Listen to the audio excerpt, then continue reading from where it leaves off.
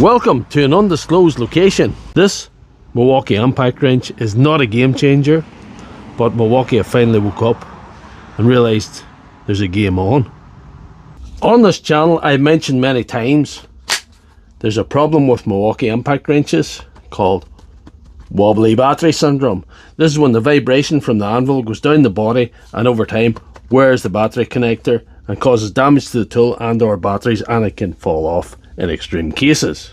I have also showcased this on my channel. This is the best battery saver from an inventor called Steve Devon.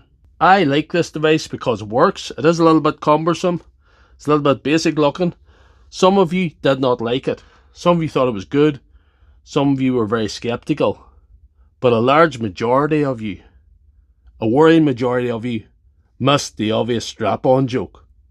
If you are interested in buying this device, there's the information at the bottom of the box, and I will put it in the comments section.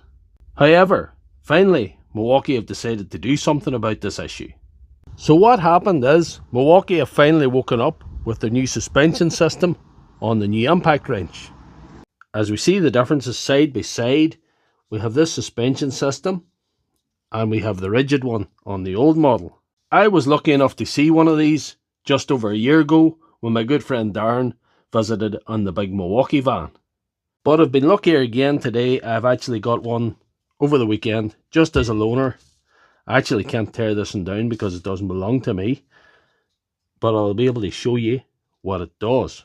The old one has the rigid body and all the force was transferred down and caused wear over time. The new one has this suspension system.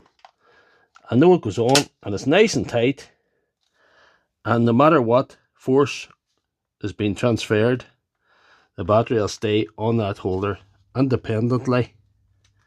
That moves independently of the rest of the body, so that fault will never occur.